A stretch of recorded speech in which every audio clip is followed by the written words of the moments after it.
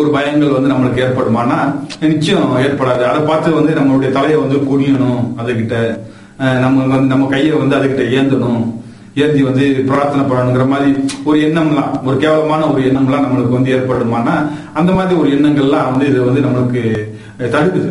இந்த இறைவனுடைய சொல்றபடி இறைவனுக்கு மட்டுமே நான் வந்து கீழ்ப்படிந்து நடப்பேன்னு சொல்லி ஒரு உறுதிமொழியை எடுத்துக்கிட்டு, அதாவது அந்த களிமான்னு சொல்லுவாங்க, அதாவது அதாவது இறைவனை தவிர வணக்கத்துக்குரியவன் யாரும் இல்லைங்கிற ஒரு களிமாயை ஏற்றுக்கிட்டு அவன் வந்து நடக்கிறவனுக்கு வந்து இம்மிடியட்டா அவனுக்கு எந்த ஒரு பயமே அவனுக்கு வந்து இருக்கிறதுக்கு வாய்ப்பே இல்லை அவனுக்கு. இதனால அவனுக்கு ஒரு மதிப்பு வந்து அவனுக்கு வந்து கூடும். அவனுடைய மதிப்பு, அவனுடைய ஒரு தன்னம்பிக்கை, தன்மானங்கள் எல்லாமே வந்து அவனுக்கு வந்து என்ன செய்யும், இம்மிடியட்டா வந்து இதை ஏற்றுக்கிட்டு, அதாவது இதைப்படி திருவேதத்துல என்ன சொல்லப்பட்டிருக்கோ, திருவேதத்துல சொல்லப்பட்டிருக்கப்படி அவன் ஏத்துக்கிட்டு, இறைவன் சொன்ன விஷயங்களை ஏத்துக்கிட்டு இதை நம்பினானா நிச்சயம் வந்து இந்த ஒரு நன்மை வந்து, அதாவது அவனுக்கு மதிப்பு வந்து உடனே அவனுக்கு வந்து என்ன செஞ்சிடும், ஏறிக்கும்.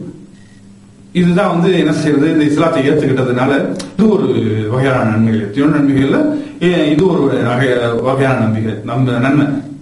அது போக அவனுடைய அதாவது ஆட்சி வந்து இறைவன் வந்து ஆட்சி செலுத்துறானா இல்லையா அங்க உலகத்துல, அதாவது உலகத்துல உள்ள பல கொள்கைகள் படைச்சு அதை எந்தெந்த ஆங்கிள் அது படைக்கணும், எந்த ஸ்பீட்ல சுத்தணும், எல்லாமே ஒரு துல்லியமா ஒரு டிகிரி முதற்கொண்டு, ஒரு ஆங்கிள்னா ஒவ்வொரு டிகிரி மினிட் செகண்ட்ஸ் தான் இருக்கும், துல்லியத்தோட துல்லியமா இருக்கும்.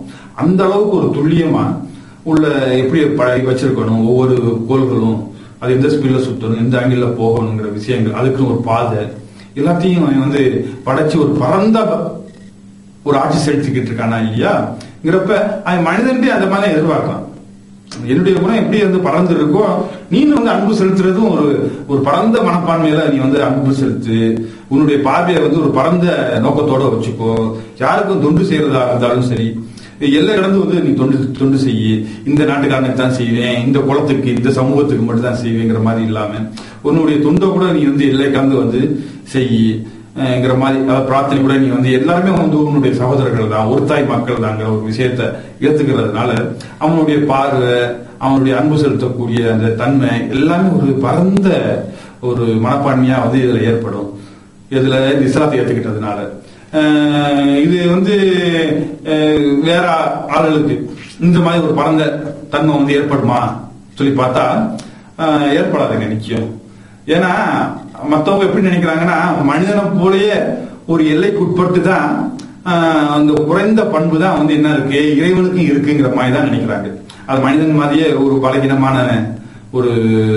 ஒரு இறைவன் படைப்பினம் தான், இறைவனுக்கும் வந்து என்ன செய்யணும், ஒரு அமைச்சர் பியூனு அந்த மாதிரி எல்லாம் இருக்கணும், அப்பதான் அவர் வந்து நிர்வாகம் எல்லாம் பண்ண முடியுங்கிற மாதிரிலாம் ஒரு பலகீனமா தான் என்ன செய்யறாங்க நினைக்கிறாங்க.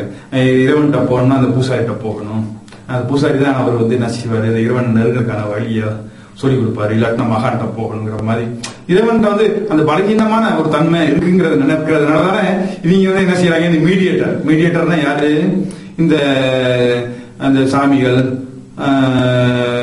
சொல்லிக்கிட்டு அந்த சாமிகள் அந்த பகவான் அந்த மகான்கள் சொல்லிட்டு அவங்க மூலமா ஏன் போறாங்க இந்த பூசாரிகள் மாதிரி ஒவ்வொரு மீடியேட்டர் எதுவும் பிடிக்கிறாங்கன்னா, இறைவன் என்னமோ வந்து ஒரு பலகீனமானவனாகவும் அவனுடைய அசிஸ்டண்ட பிடிச்சிதான் வந்து இறைவன் அவங்க நெருங்க முடியுங்கிற மாதிரி இறைவன் வந்து ஒரு பலகீனமான ஒரு கேரக்டரா நினைக்கிற ஆளுகளுக்கு வந்து இந்த மாதிரி ஒரு குணங்கள், அதாவது நன்மையான ஒரு குணங்கள்லாம், அது மனிதனுக்கு வந்து நன்மை தரக்கூடிய இந்த குணங்கள்லாம் வந்து ஏற்படுமா, அதாவது பரந்த மனப்பான்மையோ எல்லாம் அறிந்த ஒரு அறிஞரான ஒரு பார்வையோ ஏற்படுமா, இல்லாட்டம் பயமே இல்லாத ஒரு மனசு, ஒரு ஆனந்தமான ஒரு மனசுலாம் இதெல்லாம் ஏற்படுமான்னு பார்த்தா நிச்சயம் வந்து இந்த மாதிரி, அதாவது இறைவன் வந்து ஒரு எல்லைக்கு உட்பட்டு ஒரு குறைவுள்ள ஒரு பண்பு உள்ளவன் தான் இறைவன் சொல்லி நினைக்கக்கூடிய ஆளுகள் அவங்களுக்கு ஏற்படுமானா ஏற்படாது.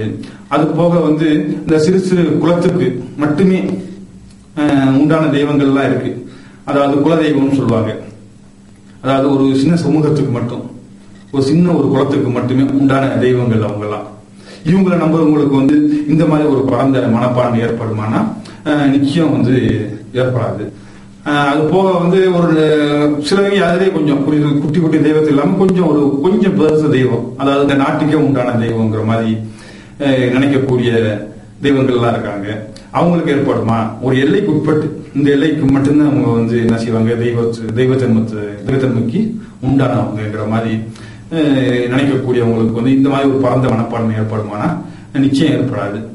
அது போக இறைவனே இல்லை சொல்லிட்டு திரியிறாங்களா இல்லையா நாத்திகர்கள், அவங்களுக்கு ஏற்படுமா சொல்லி பார்த்தா ஏற்படாது. ஏன்னா எல்லாமே வந்து இப்ப பூமி எப்படி இப்ப உண்டாச்சுன்னா அது தானா உண்டாச்சுன்னு வாங்க, இந்த கோள்கள்லாம் எப்படி உண்டாச்சு அது தானா உண்டாயிருச்சு, ஒவ்வொரு விஷயங்களும் அணுகுன்னு எல்லாத்தையும் எப்படி உண்டாயிருச்சுன்னா அதாவது தானா உண்டாயிக்கிருச்சு, அதாவது உண்டாயிக்கிருச்சுங்கிற மாதிரி எதுக்கு எடுத்தாலும் வந்து அவங்க வந்து என்ன செய்வாங்க, இது எப்படி உண்டாச்சு அது எப்படி உண்டாச்சு, அது வந்து எப்படி கரெக்டா வந்து அதுக்கு ஒரு பாதையை வகுத்து விட்டு அதெல்லாம் வந்து ஒரு கரெக்டா பாதையில சுத்திக்கிட்டு இருக்கு. ஒரு படைத்தவன் இல்லாம அது எப்படி அது செயல்படும்? ஒரு படைத்தவன் இருந்தாதானே வந்து இவ்வளவு விஷயங்கள் வந்து இந்த உலகத்துல உள்ள ஒவ்வொரு விஷயங்களும் இந்த நம்ம உடம்புல உள்ள ரத்த ஓட்டங்கள் கொண்டு பார்த்தீங்கன்னா எல்லாமே ஒரு சீரா ஒரு சிறப்பா வந்து ஒரு இம்மி அளவு கூட ஒரு மாற்றம் இல்லாம எப்படி அதை அமைக்க முடியும்? அது தானா எப்படி அதை உண்டாகும்? அது சொல்லி கேட்டோம்னு வச்சுக்கோங்க, இல்ல அது தானா உண்டாயிக்கிடுச்சுங்கிற மாதிரி சொல்லுவாங்க. கப்பல் எப்படிப்பா உண்டாச்சுன்னு சொல்லி திடீர்னு பேச்சுவாக்கில் இப்படி கேட்டோம்னு வச்சுக்கோங்களேன், அதுவும் வந்து கிட்டத்தட்ட ஒரு 1000 டன் இரும்பு வந்து மேல இருந்து டொம்ல வந்து விழுந்துச்சா, அது திடீர்னு கப்பல் ஆயிடுச்சா, திடீர்னு மேல இருந்து அது பாட்டுக்கு போக சரக்குலாம் ஏற்றிட்டு அது பாட்டுக்கு போக ஆரம்பிச்சிருச்சுங்கிற மாதிரி அதை கூட வந்து சொன்னாலும் சொல்லுவாங்க. இப்ப இந்த மாதிரி ஆட்கள் வந்து எதுக்கு எடுத்தாலும் வந்து அந்த பகுத்தறிவு மாதிரியே பேசவே மாட்டாங்க. இந்த நாத்திகர்கள் இருக்காங்களா இல்லையா, அந்த பகுத்தறிவை கொண்டே பேசவே மாட்டாங்க. எதுக்கு எடுத்தாலும் வந்து அந்த பகுத்தறிவுக்கு அப்பாற்பட்டு ஒரு அறியாமையில தான் அவங்க வந்து என்ன செய்யறாங்க, அவங்களுடைய பேச்சுக்கள் பூராமே இருக்கும். அதே தானா உண்டாயிக்கிருச்சுங்கிற மாதிரி ஒவ்வொரு விஷயங்களும் வந்து பகுத்தறிவுக்கு அப்பாற்பட்டு பகுத்தறிவே இல்லாத மாதிரி தான் பேசுவாங்க. ஆனா சொல்லிக்கிறது என்னன்னா நாங்க தான் பகுத்தறிவாதிகள்ங்கிற மாதிரி வெளியே சொல்லிக்கிறாங்க. இவங்களுக்கு வந்து இந்த மாதிரி ஒரு குணங்கள் வந்து ஏற்படுமா சொல்லி பார்த்தா நிச்சயம் ஏற்படாது. இந்த மாதிரி ஒரு பரந்த மனப்பான்மை, எல்லாம் அறிஞ்ச ஒரு தன்மை, ஒவ்வொரு விஷயங்களை பத்தியும் அதாவது மறைவான விஷயங்கள் மனிதனுக்கு எது தேவையோ அந்தந்த விஷயங்கள் எல்லாமே வந்து இறைவன் சொல்லியிருக்கானா இல்லையா, இதை தெரிஞ்சவனும் இறைவனே இல்லைன்னு ஒரு மறுக்கக்கூடியவனுக்கும் அவன் வந்து அவனுக்கு இதெல்லாம் ஏற்படுமான்னு சொல்லி பார்த்தா நிச்சயம் வந்து இதெல்லாம் ஏற்படாது. இது ஒன்றே குலம் ஒருவனே தேவன் சொல்லியிருக்காரா இல்லையா, அதை நம்புறவங்களுக்கு தான் ஏற்படும். அதாவது ஓரிர கொள்கையை வந்து ஏத்துக்கிட்டு மட்டும்தான் வந்து இந்த மாதிரி ஒரு பிராட் மைண்ட்லாம் அவனுக்கு ஏற்படும். அது மட்டும் இல்லாம மனிதனுக்கு வந்து ஒரு நன்மை இருக்கு. இதுல என்ன சொல்றாங்கன்னா, மனிதனுக்கு வந்து ஒரு எல்லையற்ற ஒரு தன்னம்பிக்கையும் ஒரு தன்மானத்தையும் வந்து இந்த ஓரிர கொள்கை வந்து ஏற்படுத்திடுது.